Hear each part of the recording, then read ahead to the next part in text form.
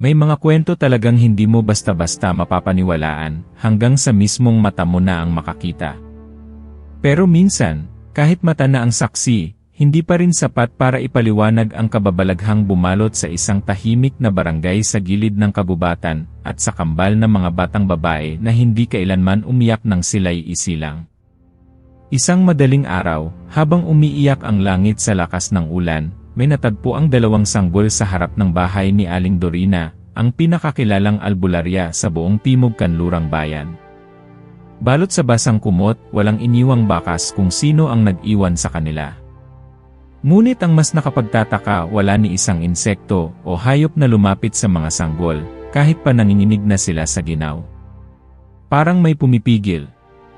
Parang hindi sila ordinaryong bata, bulong ni Aling Dorina noon, habang pinupunasan ang muka ng isa sa kambal. May dala silang malamig na hangin.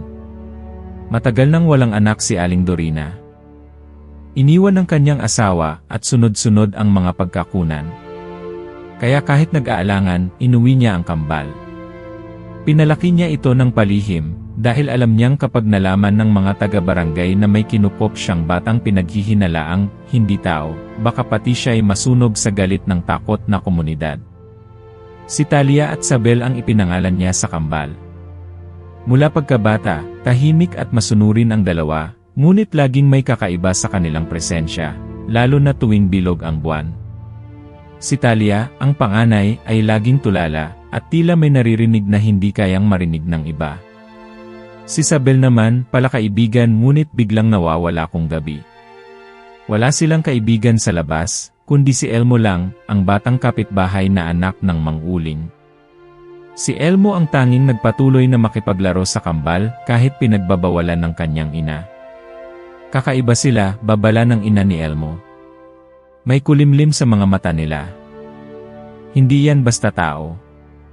Ngunit para kay Elmo, sila lang ang mga batang kaibigan na marunong makinig sa kanyang kwento, nakakaintindi ng kanyang katahimikan. Sa ilalim ng puno ng akasya, doon sila palaging nagkukwentuhan. Minsan, nagtatawanan. Minsan, sabay lang silang nakatingin sa ulap, parang may hinihintay. Pero nagsimula nang magbago ang lahat nang pumanaw si Aling Dorina, isang gabi ng malakas na bagyo, katulad ng gabing natagpuan niya ang kambal. Walang paliwanag ang kanyang pagkamatay.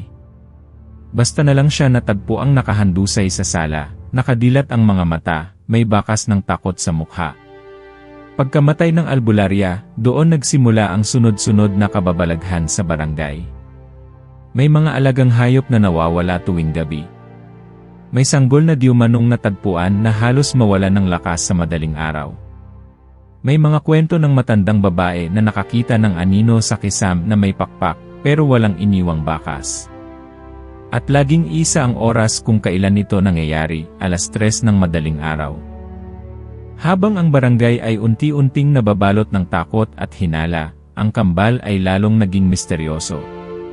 Hindi na lumalabas ng bahay sa araw. Hindi na rin nagpapakita kay Elmo. Nabalitaan ng ilan na nakita silang pareho sa gitna ng gubat isang gabi, nakaupo, walang damit, at tila may hinihintay. Pero paglapit ng mga tanod, nawala sila na parang bula. Gusto mang paniwalaan ni Elmo na hindi totoo ang mga chismis, unti-unti siyang kinain ng tanong, sino ba talaga si Talia at Sabel? At bakit kahit kailan ay hindi nila ikinuwento kung sino ang tunay nilang magulang? Isang gabi, hindi na nakatiis si Elmo. Dinala niya ang luma at basang kwaderno ni Aling Dorina na nakuha niya mula sa bahay nito, na tila isang uri ng journal. Doon niya natagpuan ang huling mga pahina, mga sulat ng takot, mga babala tungkol sa dugo ng gabi, at anak ng kadiliman na kailangang alagaan pero bantayan. Isa sa mga huling linya, kung dumating ang panahong hindi ko na sila kayang pigilan, ipagdasal na lang natin na piliin nila ang liwanag. Biglang nanginig si Elmo. Kinabukasan, nagtungo siya sa lumang bahay ng albularya. Sarado ang pinto, pero may naririnig siyang bulong sa loob. Hindi mga boses ng tao, parang sigaw na malalim at sabay-sabay. Pinilit niyang buksan ang pinto, ngunit tila may humarang sa kanya. At doon niya nakita, sa bintana, ang mga mata ni Sabel pulang-pula, ngunit umiiyak. Umalis ka na, Elmo, bulong ni Sabel, kahit hindi gumagalaw ang kanyang bibig. Bago pa kami tuluyang mawala. Mula sa araw na yon, hindi na nakita muli ang kambal. Umaga't gabi, tinatawag sila ng mga tao, ngunit tanging hangin ang sumasagot. May mga nagsasabing lumayas na sila. May iba namang naniniwalang hindi na sila kailanman lumabas ng kabubatan. O baka, hindi na sila kailanman umalis sa ating mundo. Pero minsan, kapag tahimik na ang gabi, may mga nakaririnig ng halakhak ng dalawang batang babae sa ilalim ng akasya. At sa kalayuan, isang binatilyo ang nakaupo, hawak-hawak ang basang journal ng yumaong albularya, hinihintay pa ring bumalik ang kanyang mga kaibigan. Hindi niya alam na sa mismong likod ng kanyang iniiyakan, ay may dalawang peres ng mata na nanonood. At nag-aabang. Mula nang mawala ang kambal, halos gabi-gabi pa ring binabalikan ni Elmo ang ilalim ng punong akasya. Bitbit ang journal ni Aling Dorina, binabasa niya ito sa dilim, umaasang may mapulot na sagot. Pero bawat pahinay mas lalo lang niyang nararamdaman ang bigat ng hindi niya alam, at ang sakit ng isang uri ng pagkawala na hindi niya maipaliwanag. Hindi lang ito simpleng pagkamis sa dalawang kaibigan. Ito'y parang may nawawala sa kanya na bahagi ng sarili. Habang lumilipas ang mga linggo, unti-unting lumalayo sa kanya ang mga tao sa barangay. Pinag-initan siya ng matatanda. Binubulungan ng masama tuwing dumadaan. Kaibigan ng mga anak ng demonyo, sabi ng isa. Yan ang susunod. Baka aswang na rin yan, bulong ng iba. Ang dating masayahing tindera ng kanto, bigla na lang isinara ang bintana pagdadaan siya. Kahit ang ina niya, naging tahimik at malamig. Isang gabi, sinabi nito, "Anak, lumayo ka na sa bahay na yon. Bitawan mo na yang journal. Hindi mo yan laban." Pero paano mo bibitawan ang tanging alaala ng dalawang taong naniwala sa'yo, noong wala ka ring ibang kasama? Isang gabing umaambon, habang nagbabasa si Elmo sa ilalim ng akasya, biglang humangin ng malamig. Tumigil ang ulan, pero parang may ibang bumaba mula sa langit. Kumislap ang journal. Sa gilid ng pahina, isang punit na bahagi na hindi niya napansin noon ay biglang lumiwanag. May nakasulat sa sulok, "Kung kailangan mong malaman ang totoo, hanapin ang ilog sa likod ng gunita." Ilog? Gunita? Hindi niya maintindihan. Kinabukasan, dumiretso siya sa matandang bahagi ng kagubatan sa likod ng barangay, sa lugar na bawal pasukin noon pa man. Doon, sa gitna ng mga lumang puno at katahimikang nakabibingi, natagpuan niya ang isang agos ng tubig na tila hindi kilala ng karamihan. Sa gilid ng ilog, may maliit na batong parang altar. At sa itaas nito, isang kabibe na kumikislap kahit walang araw. Paglapit niya, may boses na humaplos sa kanyang tenga. Hindi matanda, hindi bata.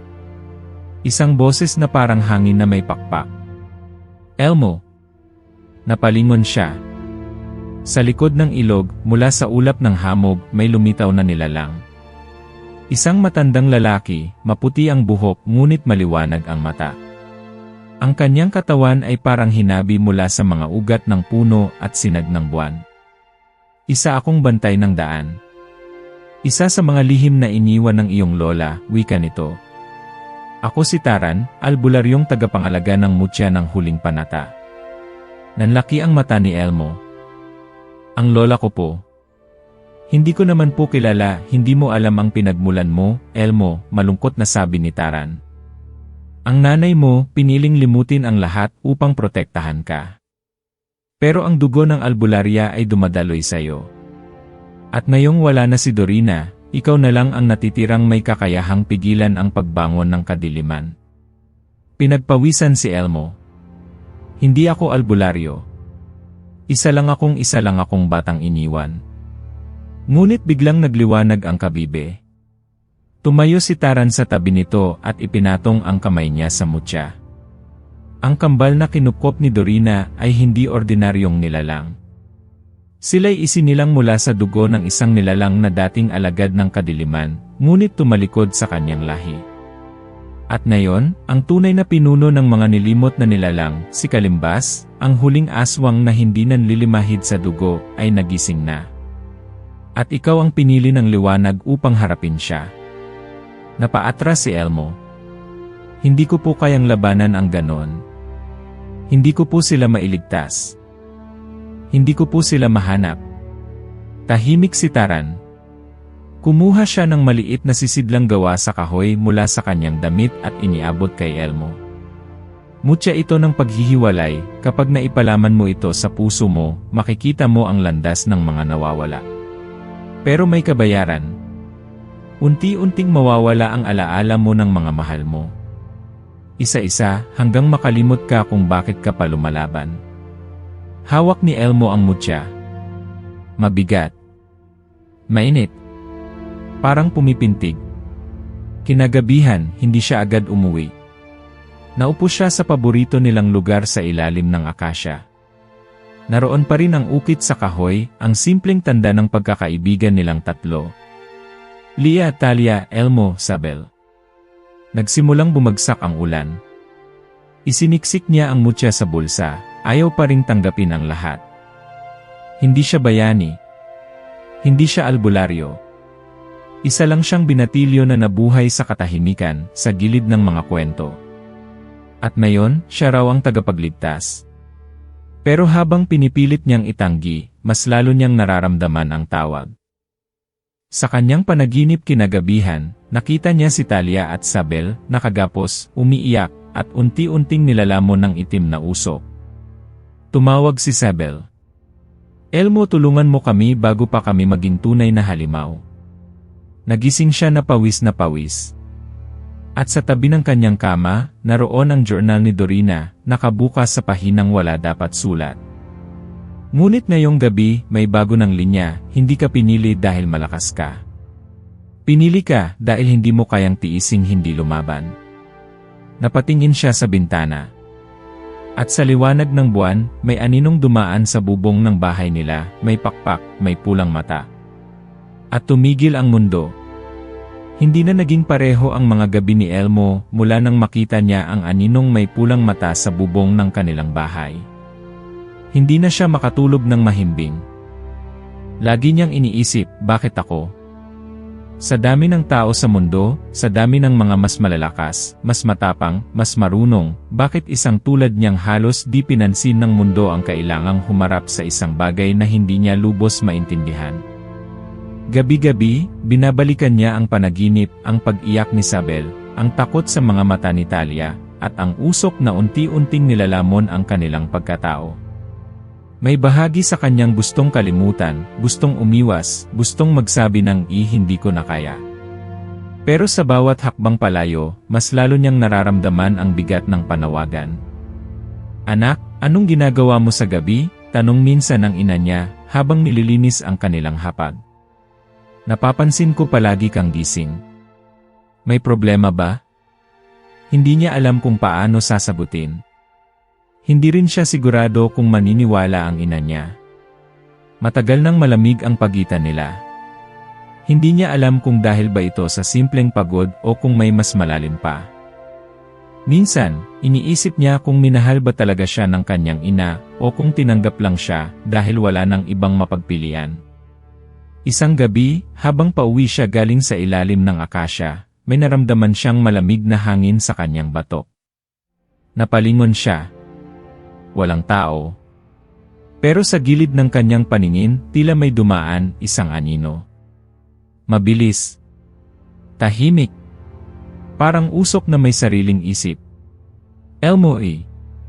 Isang pabulong na boses. Mula sa itaas ng puno. Nang tuminala siya, wala siyang nakita, ngunit bigla niyang naamoy ang malansang hangin. Amoy dugo. Amoy nabubulok. Napasugod siya pauwi, nanginginig, hindi makapaniwala sa naramdaman. Nang makarating sa bahay, walang ilaw. Madilim. Wala ang kanyang ina. Ma, sigaw niya. Nandyan po ba kayo? Walang tugon. Naglakad siya sa loob ng bahay, patay ang lahat ng bombilya. Sa mesa, may basang papel. Galing sa ulan. At may sulat sa ibabaw, hindi tinta, kundi dugo. Huwag kang makialam, Elmo. O ikaw ang isusunod. Napaatras siya. Nagsimula nang manginig ang kanyang kamay. Ngunit bago pa siya makagalaw, biglang lumiwanag ang bulsa niya. Ang mutya kumikislap, mainit, tila nag-aapoy. At sa isang iglap, parang may tinulak siyang hangin palabas ng dibdib niya. Biglang may sumigaw sa labas ng bahay, isang sigaw ng halimaw na nasugatan. Paglabas niya, wala na ang anino. Tahimik ang paligid. Ngunit sa di kalayuan, sa ibabaw ng puno, may nakita siyang nalaglag na balahibo. Maitim, makintab. At parang nabubuhay pa. Nasa ganitong kalagayan siya nang dumating si Taran, ang matandang albularyo. Sa unang tingin pa lang, halata ang galit sa kanyang mukha. Sinundan ka na nila, sabi nito. Alam na ng kadiliman na gising na ang mutya. Hindi ka naligtas dito. Pero ang mas lalong ikinagimbal ni Elmo ay ang susunod na sinabi ni Taran. Ang ina mo, hindi siya ordinaryong babae. Dati siyang tanod ng liwanag. Isa sa mga huling tagapag-ingat ng mga nilalang na isinumpa. Ngunit pinili niyang bitawan ang lahat, pati ang sarili mong kapangyarihan, para iligtas ka sa responsibilidad. Ngunit kahit siya ay hindi na makaiwas ngayon. Nasaan siya? Tanong ni Elmo, halos hindi makalunok. Hinuli siya ng mga anino. Buhay pa siya, ngunit hindi na magtatagal. Doon na tuluyang bumigay ang loob ni Elmo. Parang gumuhong bigla ang mundo sa ilalim ng kanyang mga paa. Hindi na lang ito tungkol kina Talia at Sabel. Hindi na lang ito tungkol sa mutya. Pati ang ina niyang halos di niya maintindihan, nadamay na rin. Ngayong alam niyang may mas malalim na dahilan sa malamig na kilos nito, na ito pala'y dating tagapagtanggol, naramdaman niya ang bigat ng sariling pagkukulang. Bakit hindi niya sinabi sa akin? Pabulong niyang tanong. Bakit niya ako pinalaking walang alam? Dahil alam niyang mapupuno ka ng galit. O ng takot. At baka piliin mong talikuran ang lahat gaya ng ginawa niya. Tahimik si Elmo. Pinagmasdan niya ang mutya sa kanyang palad. Ang liwanag nito ay dahan-dahang humihina. Parang hinihintay ang kanyang desisyon. Paano ko siya ililigtas? May daan, sagot ni Taran. Ngunit kailangan mong simulan ang pagbabalik ng iyong gising na dugo. Kailangang matutunan mong hawakan ang kapangyarihang iniwan ng iyong lahi. Magsisimula tayo bukas sa ilalim ng buwan. At mula sa gabing iyon, nagsimula ang pagsasanay ni Elmo. Sa ilalim ng malamlam na buwan, tinuruan siyang kumalap ng lakas mula sa lupa, huminga ng enerhiya mula sa hangin, at magbasa ng tandang iniwan ng mga nilalang sa paligid. Ngunit hindi ito madaling landas.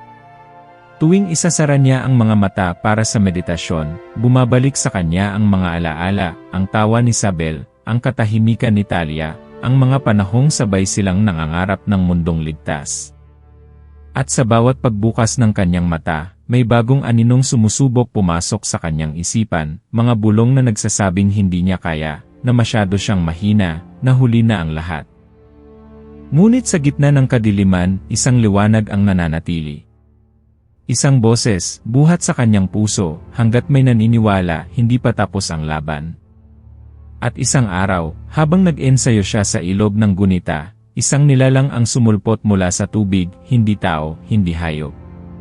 Balot sa asul at pilak, may matang tila umiiyak ng dagat. Hinahanap ka ng kadiliman, Elmo, sabi ng nilalang. Ngunit bago sila makarating sa iyo, may isang katotohanan pa na kailangan mong malaman. At bago pa siya makatanong kung ano yon, sumabog ang tubig sa paligid. At sa gitna ng bula at alon, isang pamilyar na boses ang tumawag sa kanya. Elmo, ako ito si Talia, at sa wakas, muli niyang narinig ang tinig na minsang naging tahanan ng kanyang katahimikan.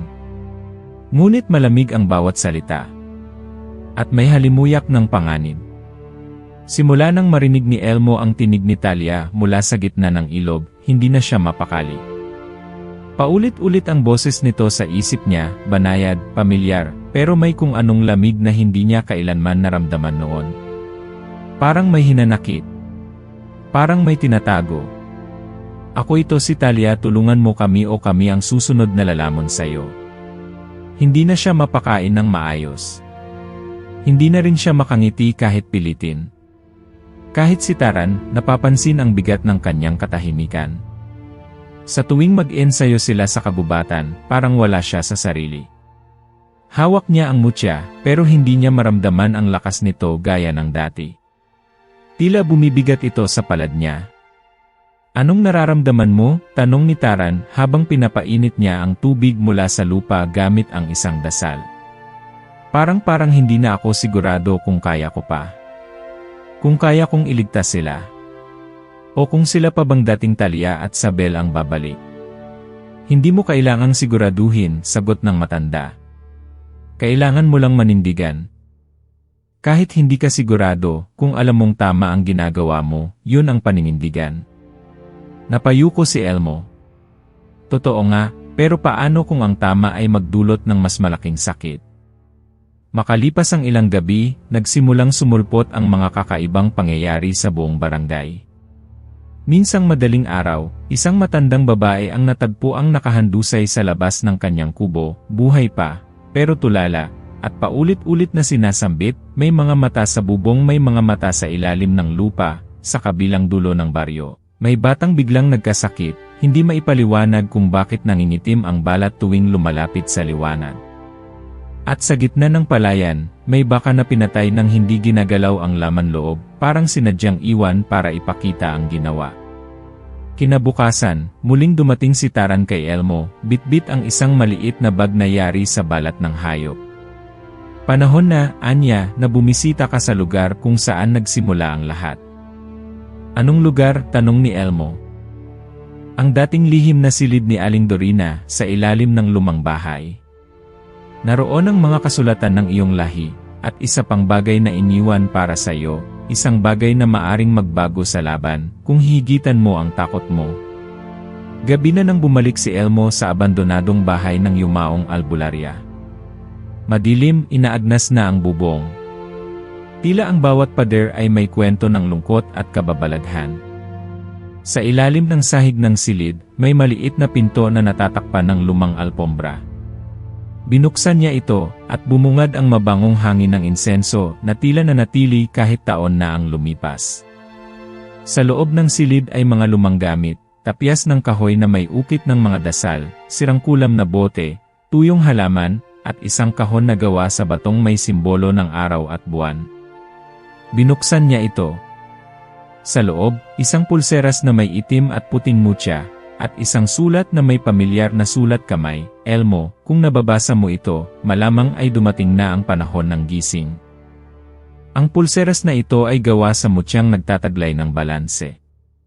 Iisa lang ang may kakayahang gumamit nito, ang may pusong naghahalo ang pagdududa at pag-asa. Gamitin mo ito kung dumating na ang oras ng dilim. Ngunit tandaan mo, hindi lahat ng nasa dilim ay kalaban. Minsan, sila lang ang matagal nang nawalay sa liwanag.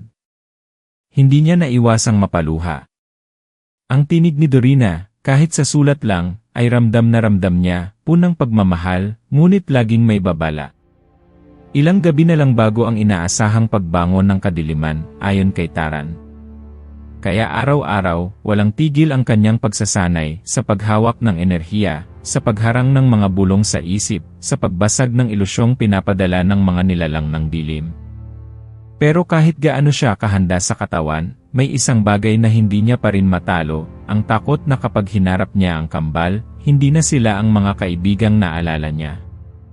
Isang gabi, habang siya'y nagpapahinga sa ilalim ng akasya, muling lumitaw ang anino. Pero ngayon, hindi na ito mabilis. Mabagal ang paglapit. May anyo. At nang lumapit ito sa liwanag ng buwan, nakita niyang hindi ito halimaw. Si Sabel. Ngunit hindi na ang Sabel na kilala niya. Maputla ito. Mahaba ang buhok. Ang dating masayahing mata, ngayoy malamig at madilim. Ngunit ang pinakamasakit, may sugat ito sa pisngi, tila marka ng pagkakadena. Elmo, bulong ni Isabel, sundan mo kami pero huwag mong bitbitin ang puso mo. Dahil kung mahal mo pa kami baka hindi mo kayaning gawin ang kailangan mong gawin. Biglang umihip ang malakas na hangin at nawala si Isabel sa isang iglap. Napaatras si Elmo. Nang tumingin siya sa kanyang pulso, kumikislap na ang pulseras. At sa di kalayuan, mula sa langit, bumalot ang makapal na ulap. Uminit ang lupa. Umuugong ang paligid na tila may papalapit. Kinabukasan, buong barangay ang tila nagising sa isang bangungot. May apoy sa gitna ng kagubatan, wala namang tao roon.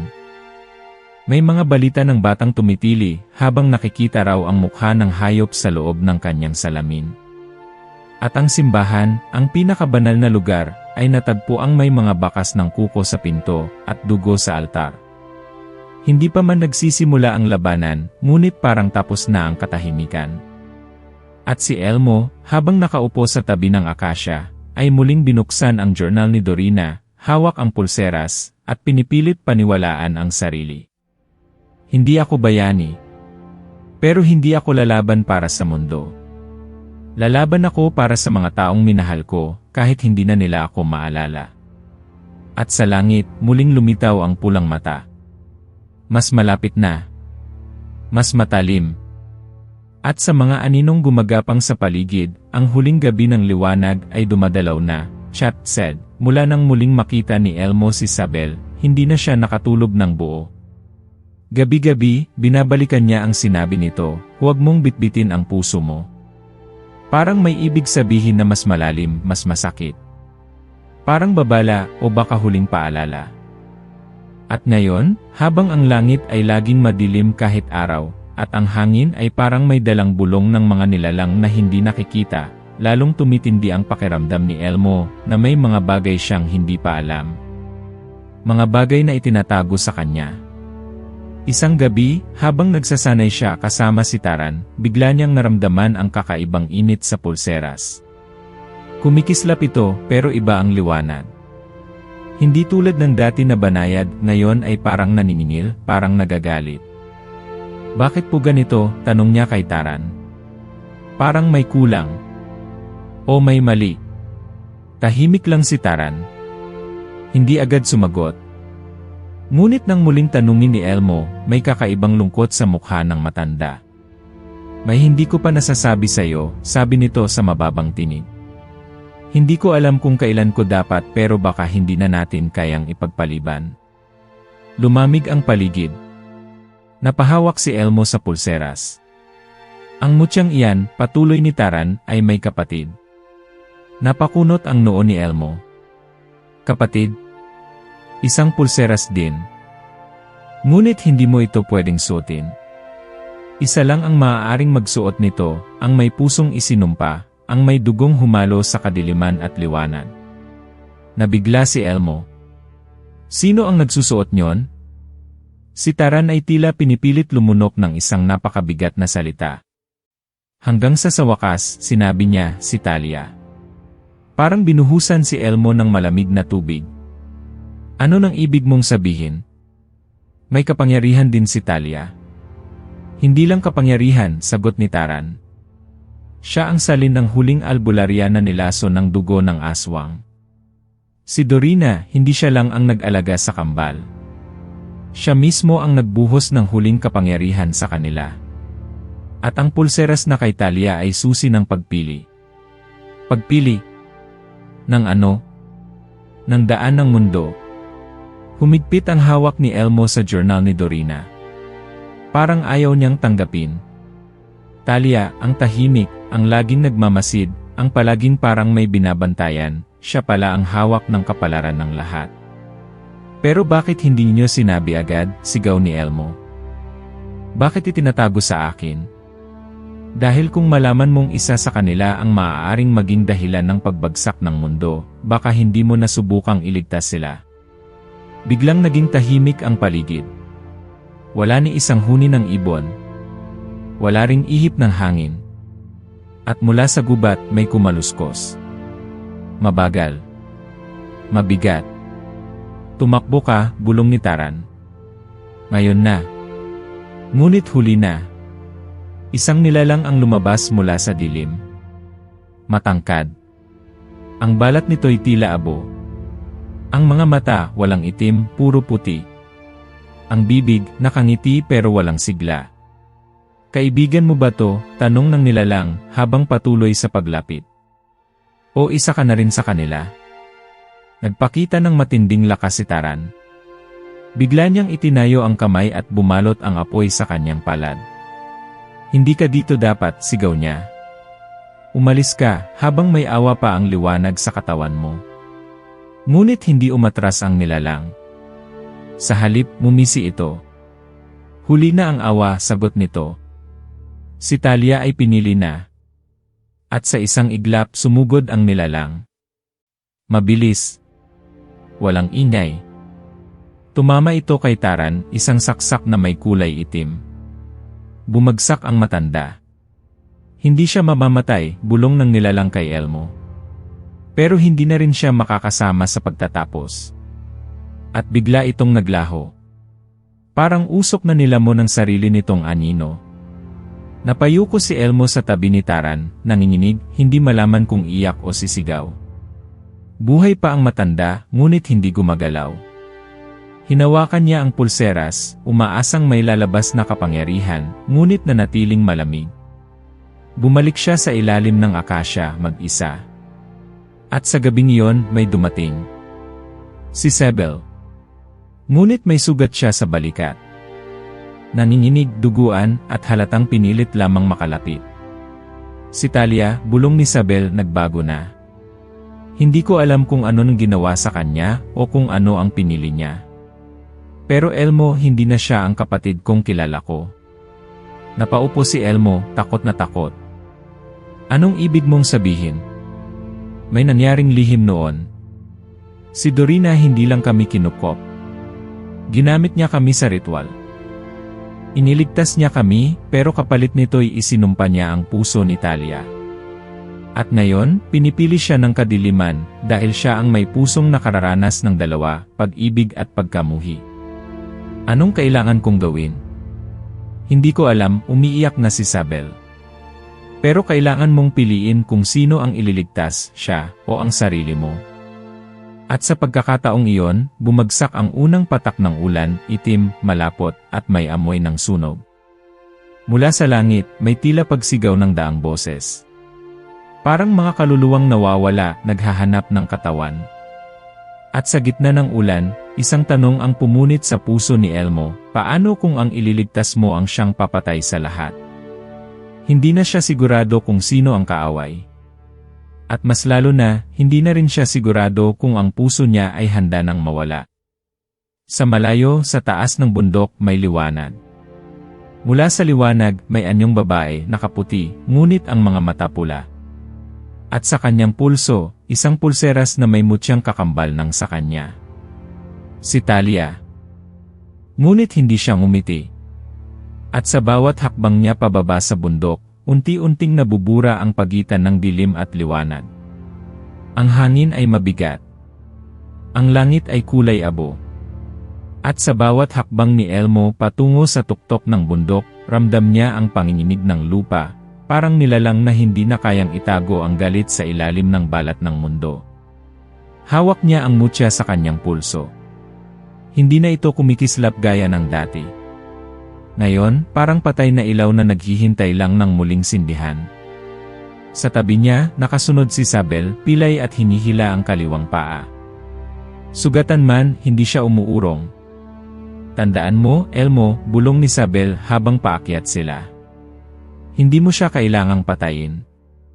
Pero kung pipiliin niyang maging halimaw, baka wala kang ibang paraan. Tahimik si Elmo. Hindi niya kayang isiping saktan si Talia.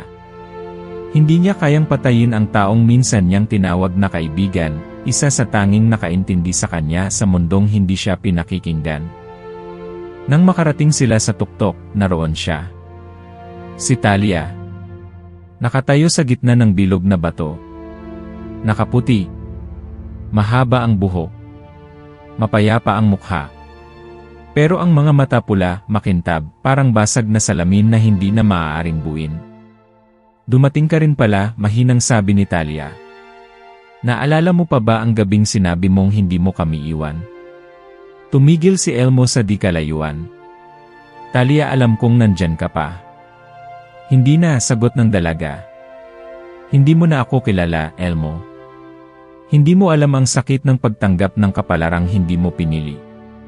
Si Dorina akala namin inalagaan kami.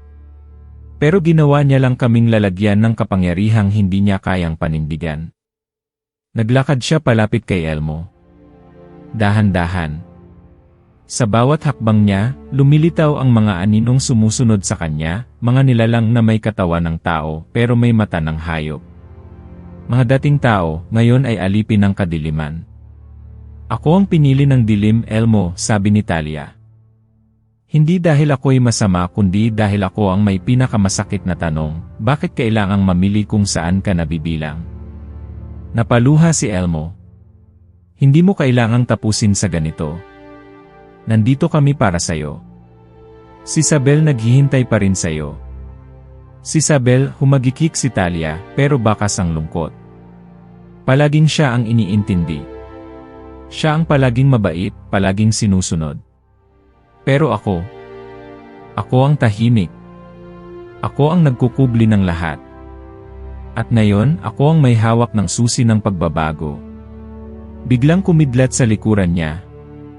At sa isang iglap, sumugod ang mga anino. Tumakbo si Elmo, kinuha ang mutya, at tinutok ito sa lupa. Isang bilog na liwanag ang lumitaw, at ang mga anino'y nag-atras. Alam mo bang ikaw rin ay hindi ordinaryo, sigaw ni Talia. Hindi lang ikaw ang tagapagligtas. Isa kang tulay. At kung pipili ka ng liwanag, puputulin mo ang landas ng mga tulad ko. Ang mga taong walang lugar sa mundong gusto mong iligtas. Hindi ko gustong sirain ka, sagot ni Elmo, humahabol ang hininga. Gusto ko lang iligtas ka. Hindi mo ako kayang iligtas, Elmo, bulong ni Talia, at sa isang iglap, tinanggal niya ang pulseras na may itim na mutya at hinagis ito sa lupa. Pumutok ito. Umangat ang abo. At mula rito, isang halimaw ang lumitaw, malaki, baluktot, at may mga matang umiiyak ng dugo. Kung gusto mong tapusin ito, sigaw ni Talia, tapusin mo ako. Tumakbo ang halimaw papunta kay Elmo. Tumalon siya sa gilid at pinukpok ang mutya sa lupa. Isang pader ng liwanag ang bumangon. Pero hindi sapat. Dumaan ang halimaw sa gilid. Nahuli niya si Sabel. Sabel, sigaw ni Elmo. Ngunit huli na. Tinamaan si Sabel ng itim na buntot ng halimaw. Napahandusay siya sa bato, walang malay. Galit. Takot. Lungkot. Lahat ng emosyon ay sumabog kay Elmo. At doon, sa gitna ng kaguluhan, narinig niya ang boses ni Dorina sa kanyang isip. Hindi mo kailangan ng kapangyarihan para piliin ang tama.